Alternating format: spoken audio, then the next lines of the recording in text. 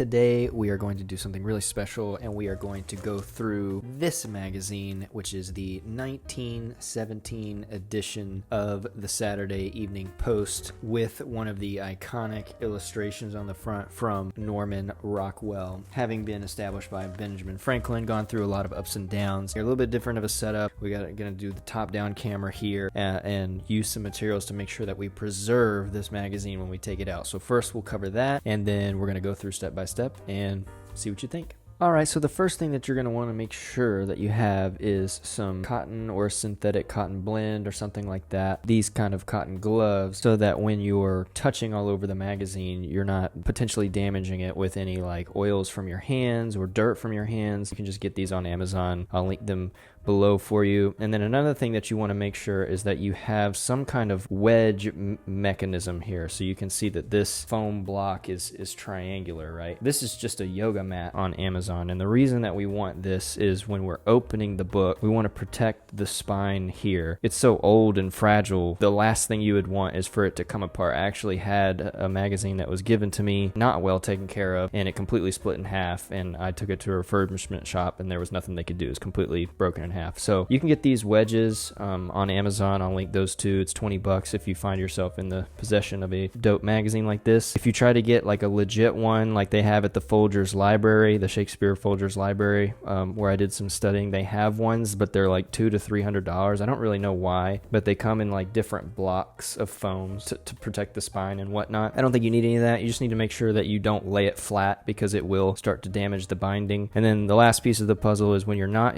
using the magazine, when you're not reading through it or anything, you need some kind of poly plastic protectant, right? And so this one has a Ziploc. I'll link the ones that I've bought, but you can get ones that just kind of slip in and fold over. You don't have to have the Ziploc, but I mean, they're only like $11 for like 100 of these. So one other tip when you're going through this, if you find that the pages are really hard to turn from one page to another one, don't go over here to the side where most likely people were already using their thumbs, their fingers to open pages. Go down here to the bottom. Try to get them apart to open the first page, because usually where you're going to read a magazine and turn the page is either going to be here on the side, or it's going to be way up here on the corner, right? You're going to lick your finger or something like that. You're not going to usually come down here to the very bottom of it, so it gets really stubborn with you. You can see like this is already getting real stubborn with me, and then I've gotten a couple more, and then boom, so you can go to the next page. So we have an amazing ad here, and so what you're gonna find throughout this magazine and magazines like it is the framing, right? Is another big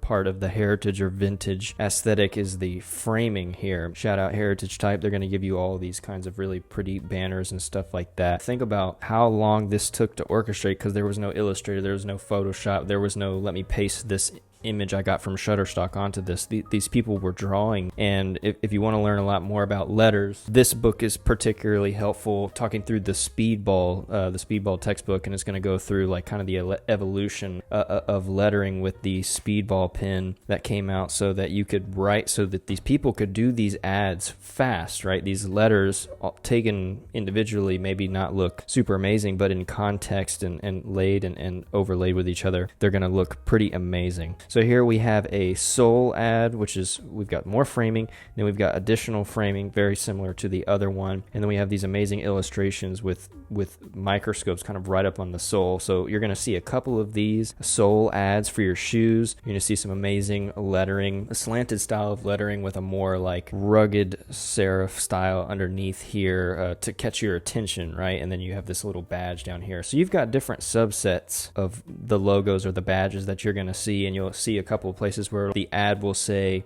only if you see this badge or only if you see this seal, and so they were trying to make sure that no one was copying their style. So here you're going to see a stock kind of newspaper layout with the block pictures, but if we go over here on this side and throughout the rest of the magazine, look at this loop illustration, and the text really bends around it, not in a way that the text would, some kind of warp or bend, but it's been cut out to make room for this illustration. So here's another instance of that on this page, but just for you to see how it's kind of got this lighter border around whatever the illustration is, and the text is not really disrupted. It also gives your eye something to look forward to as you're reading. And then we look over here, then we have the block image in the middle of this, which is interesting. That's going across all 3 columns if you're into newspaper design or if you're into magazine design or something like that. Learning how to break the grid, so to speak, is really important. So here we have some more illustrations that are breaking up the text, and then down here we have some more comic book style,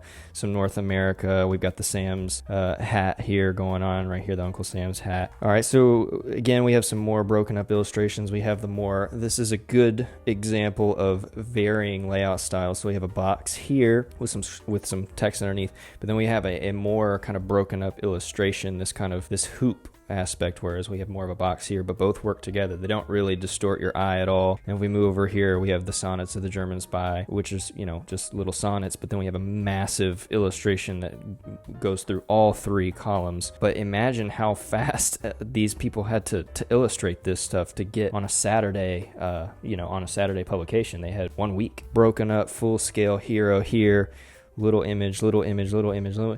And what's cool about this is you're starting right, reading left to right. We have image here, right, left. Even though you start up here, we still have left, which is a nice symmetry between these 2 pages. Then we have left to right. So just think about how you're going to orchestrate that in your own layout. Where are you going to put images in the text that work nicely together? This is one of my favorite pages because it irks me, but it works because we have these pictures of these people, these portraits that are important people. But the way it's laid out is, again, in a symmetry, and we have left to right and left to right. Now, you could have gone boom, boom, boom, boom, boom, boom, boom, boom, and you'd had 2 slashes. But I think it's really cool how we have this loop effect going from left to right and then left to right in a more symmetrical way. So Campbell's tomato soup ad, which is, you know what that is. Really interesting. If you read this, maybe if you can pause the video, I'll try to zoom in, you can read this. Their marketing technique was really interesting, to use kids as being strong and growing strong and having healthy digestion as an ad, not just like Campbell's soup, we're old. This was Campbell's soup, it's good for you. Full page scale ad. Think about how expensive that was. It's expensive now to have ads in magazines or show up on a billboard or something like that. Imagine how expensive it was. Another clothing company here, and this is another interesting marketing tactic here. It's talking about how machines can't do the work of man, so they're talking about having, let's see here, how many, 128 hand processes in the making of these coats. Now notice the typography difference here. We have a regular serif style here, and then we go to black letter, which is interesting. Then we finish off with black letter down here. Now over here we have a hat brand, and look at these 3 illustrations. It's really cool. We have the different style hats, but we also have the different face positions, and what's crazy is this was a $5 hat. Here we have a tire ad. We have another really pretty ribbon that's coming down off the end of this banner on the left, and it's attached. That's pretty incredible, that the way that this is attached from the banner all the way to the wrapped around the tire. But the shading work and the cross hatching style here, you can see is really quite pretty. Then we have 2 ads on top of each other, not uncommon to what you would see now, but just notice how they're kind of laying this out like you might see a carnival poster from a long time ago or something. Really big text in areas that they want you to see, and smaller text that isn't quite as important, and then a picture of the product. Then this is another one of my favorite ads from the book here. Another Soul brand. Remember, we looked at one in the beginning of the book. Now we're looking at another one. Flexoak, again, for restoring your shoes as opposed to going out and buying another pair of shoes. You would just repair the sole here. And you've got up here father, mother, sister, brother. I think that's really clever to have all the different shoes up at the top. And then we have this warped sort of text here playing with the whole flex part of it. This is just really about you looking at inspiration and the badges and seeing what you can do to make your own style. Again, with the heritage assets that you've bought or going to get. Here's a Lifesavers ad, which is really crazy. We've got if you have the grid builder, this is really easy to do. We have this warped striped umbrella shield thing with straight text underneath it is very popular. So we've got some more ads down here. Seco Paste. We have another shoe company here. More razors. And look again at how all these illustrations, they're all hand-drawn. They're not something that you could just buy or download from something. These were all created by hand and then printed in this magazine. This is one of my favorite ads from the book, a Firestone ad. Just look at the amount of detail and color that this magazine, the Saturday Evening Post, if you can get your hands on, they did an amazing job with color. As you can tell, if we keep referencing the front of the book, they did an amazing job figuring out how to print color on this paper. So we've got more. We're going to notice more car ads. Check out, we've got some loopy art text with some straight text underneath it. So just again, I'm not going to go too much into what is in the ad. We're really just talking about the ad as we're looking at it, either for the first time or maybe you've seen these before, but they're all really good uses of space. Like if you want to learn more about the ad, here you go. You can read it. Here's what it is. Here is my claim to you: start your motor instantly in cold weather. And then if you want to learn more, then learn more. You can read about it. Another sole ad. Look at how pretty this is. So again, check out the Notion big text illustration and then text underneath it here with this the little badge, the Renix sole. We got Buster Brown shoes for boys and for girls. Now this is a very different style of typography than we've been looking at. A lot of what we've seen so far is either a very serif or a lettering type text, and this one is a little bit sharper, is a little bit more, Buster Brown shoes, whatever this is. We're starting to get more modern here with these ads, and you can even tell that this shoe was a much more modern looking shoe than the ones that we've seen in the previous ads. Another full scale ad here. This is like a silverware company, and we have some very elegant looking. So if you think about Vogue today, we have this elegant looking serif style with some scripty letters, and then you got your whatever you're showcasing piece down here at the bottom. We've reached the middle of the book here, so we're going to start picking up some speed, but we've reached the middle of the book here, and so we have a full-scale ad across the board. We have an amazing, elaborate frame with some holly underneath it. You can see it's for Christmas, so hey, Christmas is coming up. Check this out. Maybe you can do something with illustration here. Have a really pretty frame with maybe your badge or your logo like they've done here. In the middle, you could have, Merry Christmas here. You could have whatever the event logo is. Aunt Jemima's pancake flour. This is really pretty ad across the board here. Del Monte ads going on over here. Canned fruits and vegetables with a nice frame. More motor trucks, illustration, text over here. Now we've got illustration, text, minor text, illustration, text. Now this page is very important. And I'm starting to realize why this issue was so expensive was because all of the coupons are intact in this book. So the way you would see it here is this is for like a dental cream, and then you could cut this part out. This line that goes up like this is very weird looking. You put your name and your address, and you could send a note about your experiencing using this to the company. So it would have the address for you somewhere in here somewhere. Check out this, another, like if you think in terms of grid building, we have a big to small, I don't know why I did that like that, big to small text here with the similar style underneath, and it kind of it finishes the box. So if you start with like a box and then you fill that box up with, you fill the space up with the text, it gives you this really cool effect. But then you see here to here, we have a very different brand mark here. Then we have another full page ad for a mattress company with some really pretty script font over here, some framework here with some text in the middle of it, and then an illustration that's kind of behind everything. It's not as important as the mattress itself, but it's building that time, that culture. Winchester ads, shaving cream. This is a really pretty illustration right here. Now we've got some convoluted ads here that are still well done. It's kind of this frame with this crazy knotted Celtic look around the side, which you're going to see on and off in some of the letters. You're going to see that interwoven knot lettering, as well as the borders here. And then we've got a razor here, illustration with text. So you can see the main Saturday Evening Post lettering. You can see it here. We still have some articles in the midst of all these ads. We have some Westcott motor car. And then boom, we have the Hammermill bond, the paper company. Dunder Mifflin has nothing on that.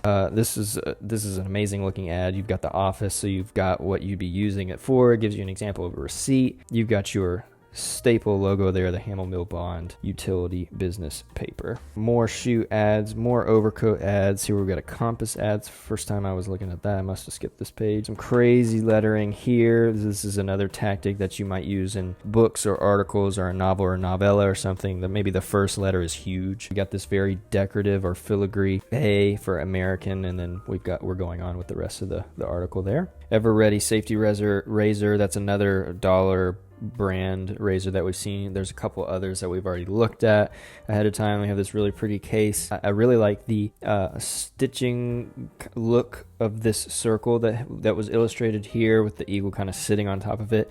And then I love this frame, how it comes out and then goes back in around the sides with the hatched shading behind it is really pretty. And the darkness behind the Ever Ready gives it that depth, right? It kind of gives it that depth of field where it's like sitting down inside the frame. So we got the two ads stacked on top of here, the comptometer here. This thing is real. This is a very like cool looking script here, and this is, I'm sure you guys have seen this. This is where the C kind of connects to this elaborate flourish underneath the letter, and this is a really good example of how they were able to cohesively make this lettering work. But I really love the amount of spacing between these letters is really nice, and I love the consistency between the M's here as they attach, as they jot to the next letter. I like the wheels on the side, and in midst the American Chain Company, and then you have an illustration that's more emotional. Again, all hand drawn. It's crazy to think about. We've got more ads stacked on top of each other. We've got some coal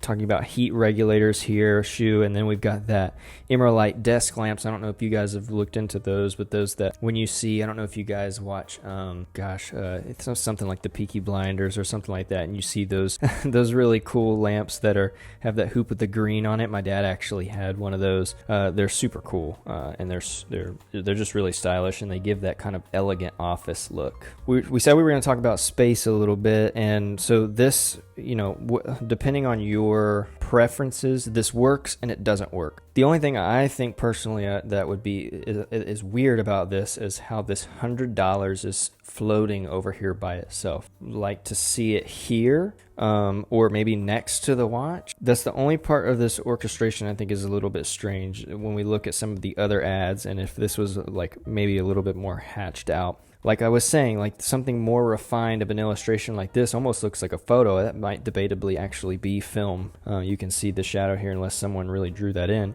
And then we have what was clearly drawn with sketch, with pencils.